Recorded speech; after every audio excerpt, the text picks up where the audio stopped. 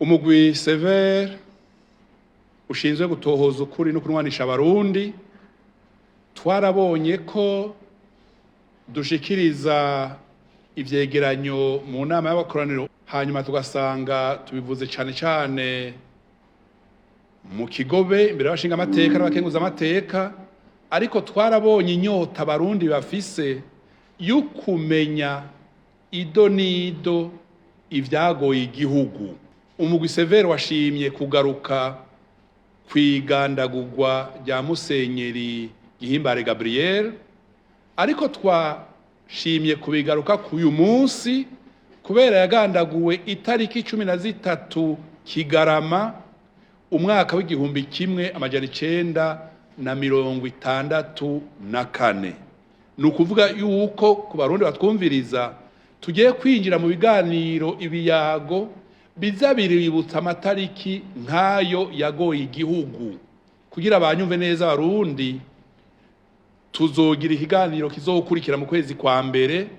itariki 15/0/2025 cerekeye igandagurwa ry'umushikirangoma wa mbere Pierre Ngendandumwe, n'ibindi bizokurikira turavye amatariki amagenekerezo biba vyarabereyeko. Ivyo rero bifasha iki abarundi? Bifasha abarundi kumenya ukuri kwanyegejwe, bigafasha imiryango yabuze kumva ko iremurutse kubera babo bibutswe nk'abari bafise amabanga hambaye ari muri Ecclesia ari muri leta. Bifasha ugwaruka rw'uyu munsi kumenya kahise, bigafasha n'abazovuka ejo kumenya kahise kamye gatega imitego ubuzima bw'igihugu. Uyu munsi rero twashatse kubwira abarundi tuti amatohoza y'umugwi Sever kuri Musenyeri Gihimbare twarayahejeje. Twashatse kubwira abarundi ko ibintu vyinshi vyagoye igihugu mu myaka yahera kuva mu gihumbi kimwe amajana 885 ku ntwaro y'abazungu y'abakoroni gushika ku mwaka w'igihumbi kimwe amajana 973 ukuri kw'ivyagoye Burundi twamaze gusohora. Ariko uyu munsi twinjiye mu rugendo rwo kumenyesha abarundi mu biganiro tuzohora tugira mu Kirundi no mu Gifaransa, mbere bikenewe tuzobiduga no mu ntara tubibwira abaruguru kugira bamenye akahise kazingamitse igihugu cacu. Iyo tukoze amatohoza, navuze ko tugira amatohoza yimbitse, tukaja mu gihugu tukabaza abantu bamenye abo bantu bagandaguwe, hanyuma turatanga izina ku bwicanyi buba bwarabaye. Ariko iyo duhejeje gutanga izina, mu Gifaransa bavyita qualification juridique du crime, kwita izina ubwicanyi ukurikije amategeko y'igihugu n'amategeko mpuzamakungu, turabwira inzego tuti kugira abantu bige, abantu ntibibagigwe, kugira bagume bigisha, twatanze ivyiyumviro nko kuri Ecclesia Katolika tuvuga tuti Musenyeri Gihimbare Gabriel yarakwiye icibutso nk'umuntu yarahambaye, yarashinzwe kurongora Ecclesia Katolika nk'usubirira uwararongoye Katolika Igitega Monseigneur Antoine Grols. Icibutso gishobora kuba Igitega, icibutso gishobora kuba ku mutumba yavukako, kubera yari afise n'amabanga mu gisoda. Twavuze tuti ico cibutso coshobora no kuba mu ikambi yararanguriramwe ubutumwa. Iyo kambi uyu munsi yitwa Kamuha, kera bayita Cambodouin. Urumva yuko icibutso ntigishingwa kugira ngo abantu bakirabe gusa, gishingwa kugira cigishe abuyu munsi n'abazovuka. Hanyuma icibutso ni nk'igitabo candikwa rimwe kikaguma cigisha, ni igitabo kizimbutse, ni ishure izimbutse, kugira ngo ntitugume dukora amakosa amwe kubera tutazi ivyazingamitse igihugu mu myaka iheze. Umunsi abarongoye igihugu, abarundi na twese turiko turibaza ico kibazo twumvise akamaro k'ivyibutso tuzoraba ibindi bihugu nyene bavyinjiramwo naho tari biza gukurikira ivyo abandi bakora turabe akamaro ko kwibuka ngira nkubwire nti nibo bamaze gutembera muri Amerika mu Budagi mu Burusiya canke mu Bufaransa mu Bubirigi nta barabara ridafise izina kandi kubera bamaze kumenya akamaro k'umuntu ibarabara iburaya ntibagitira igikoko iwacu amabarabara yo mu Kibenga ni kuwa mbere ni kuwa kabiri ni kuwa gatatu ukamengo nta barundi bakoze ivyiza ushobora kwibuka babita moderne ukamengo nta barundi bazize ubusa babita les innocents dushobora kwibuka ibimenyetso rero bigwiriye mu gihugu bicika amashuri menshi mu gihugu bigacika ibitabo vyinshi mu gihugu ibitabo bisomwa na bose barengana kuko uciye ahanditswe Pierre Ngendandumwe ukabukuze uraboza uti Pierre Ngendandumwe yari iki yakoze iki yazize iki uciye ahanditse Boulevard Prince Louis Rwagasore urabaza uti Rwagasore yari iki yamaze iki yagandaguye ryari yazize iki ejo tugashiraho ibarabara ryitirirwa na Karorero Colonel Firme Sinzoyiheba na Karorero canke tukavuga tuti Patiri naka kubera yakoze ivyiza tuzaba turiko turigisha ugwaruka twongere twibutse ico umuntu yamaze kuko burya umuntu ntapfa cane cane yarakoze ivyiza umuntu ntapfa cane cane yibukwa kubera yazize ukuri n'ibikorwa vyiza yakorera abandi turamaze kuronka isengero ritirirwa Musenyeri Ruhuna Johashe nibarabara Gitega ririho ejo tuzokwinjira mu bindi twibuka abanyepolitike bazize ubusa twibuka abantu bari rurangiranwa mu burimyi twibuka abantu b'abadandaza batumye kudandaza nk'ikawa bikomera mu Burundi mu by'ukuri nitwamara kugurura imitima n'ubwenge ivyibutso bikwiye kuja mu gihugu cose kugira vyigisha igihugu abariho n'abazovuka niho n'abanyamahanga baje kuramutsa Burundi bubaha igihugu kuko dufise kahise dusangiye ntageze kubereka cyaje kubatembereza tukabajana aho bashinguye Rwagasore aho bashinguye umuhisi President Ndadaye aho bashinguye umusenyeri naka aho bashinguye umushikiranganje yakoze ibintu bidasanzwe mu gihugu niko bizoba nitwamara kuguruka mu mitima no mu bwenge tukamenya akamaro k'ivyibutso kandi ivyo vyibutso tuvuga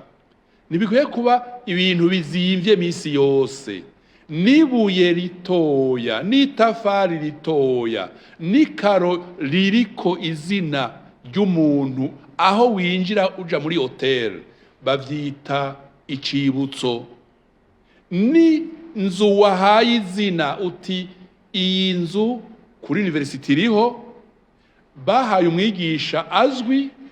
Patiri nde hari umupatiri bahaye izina amphithéâtre ntaho kaja ijya ni monument abanyeshuri ntibazokwibagira ntaho kaja aha turafise Bujumbura ngaha hafi ya Hotel Source du Nil avenue bitiriye Nicolas Mayugi ni monument ivyo byose muvyumve ko ari ibintu vyoroshe kumva jewe ndabivuga nk'umuntu yabaye hanze yatembere mu bihugu bitandukanye ivyibutso nivyo kwigisha abariho uyu munsi n'abazovuka ivyibutso nivyo kwibwira abazovuka naka yakora ivyiza nawe kora ivyiza ivyibutso nivyo kuvuga tuti ujya yazize ubusa n'umuyinosa tumwibuke nk'umuntu yakora ivyiza hanyuma akagandagurwa atacazira biriko biraza buke buke hari abantu bariko baragira ibintu nk'ibi ngira ndabakarero kamwe ku iparuwasi ya Makebuko hariho igishusho canke icibutso bubakiye umupatiri azwi cyane muri Katolika yitwa Karori Gahebe ari ku ikaburimbo hajya imakebuko bijya byakozwe ngira ngo na Katolika paruwasi ya Makebuko n'abanyagihugu kuko Patiri Michel Gahebe yarakingiye abantu benshi mu 72 bamaze gushika mu makambi bagira abagandagugwe, aragenda arabasaba arabaronka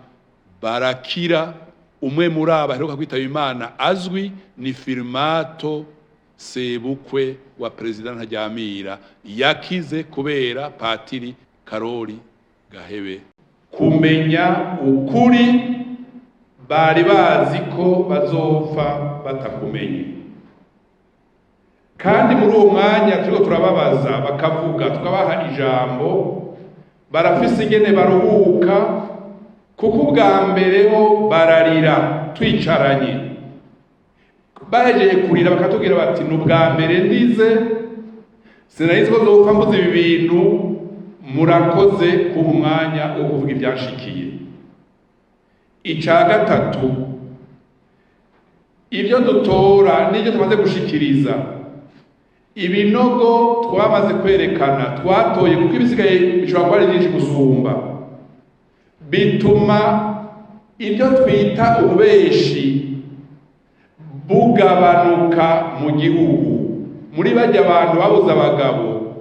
ari abadandaza, ari abigisha, ari abakozi ba leta, hari abo bagumye babwira imyaka n'iyindi ko bagiye muri Tanzania, muri Mozambique, muri Malawi. Ubwo bubeshi baca gusohokamo. Hari ikintu gifasha abarundi bose, abarundi bose bamenya kuva uwo munsi ko ibyanditswe twahora dusoma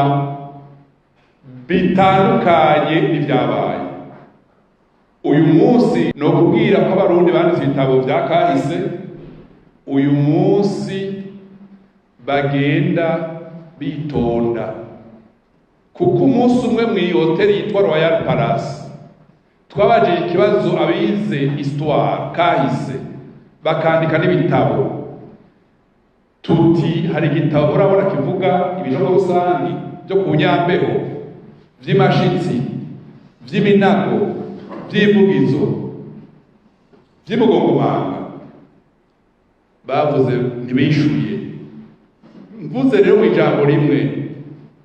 ukuri gusohotse gufasha bose, n'abarongoye igihugu uyu munsi ukuri kurabafasha, kuko bamenye kuva uyu munsi igikomera abarundi bagendana. Bari bazi ko kiriho, mugari bari bazi gire kingana, la profondeur de la blessure. Abatare bazi vyabaye bakabona ibinogo fosse commune, bakabona amakrane twakuye mu binogo, bagasoma impapuro archive ziri ku mikono ya chef d'état major w'ico gihe ndabemeye Toma, umushikiranganje w'ubutungane Minani Philippe, uw'inyubako procureur général de la République, abaguverineri, abakomanda militaire, abaguverineri militaire. Uyu munsi abasirikare bakuru bakuru babarongoye batwiye bati twahora duharira, mugabo tubonye zijya nyandiko n'imikono y'ajya abategetsi, impari ziragabanutse. Mu ijambo rimwe, ukuri kusohotse guhindura byinshi mu gihugu, guhindura ingene umuntu yora yigenza. Twasanze ibyo twabwiwe n'ibyo twasomye byanditswe twavyise byinshi les mensonges d'État, les mensonges des institutions, les mensonges des communautés, les mensonges des individus. Ibyo twarabihejeje twebwe. Les mensonges d'État zarabaye nyinshi mu gihugu. Iyo ugize Imana mbiho akaba hari radiyo imwe mu gihugu, ikinyamakuru kimwe mu gihugu, ibyo usoma n'ibyo ubiza ku radiyo ibivuye muri iyo radiyo imwe no muri ico kinyamakuru kimwe. Twihaye kuja muri chronologie tugaruka ku byabaye. Niwumva tugiye muri komine Mutumba ya Karusi tukavuga umugwanyi yitwa nde, yitwa Runyota, yishwe n'abazungu, ntuzotangare 1885 tuduga. Niwumva tuvuze yuko abubatse isengero y'Imuyaga batahembwa, ntuzotangare yuko bikorera ibiti bakayivana hehe bigashika imuyaga bucanguzo muzotangare ni ukuvuga yuko dufatamo kimwe kimwe nico gituma tuvyita mu gifaransa conference thématique kuri ntare twaramuvuze kuri Rwagasore twaramuvuze urumva ko tuzobandanya nayo ivyerekeye katolika barabizi nibo babizi gusumba twebwe ibyo twatoye n'ibyo twatoye mu nyandiko n'ibyo twababajije bamwe bakishura abandi ntibishure byose kubera bize amashuri adasanzwe babizi byose kandi muri qualification twagize sur la période coloniale twarabidodoriyeko dutora Gihimbare gute tumutora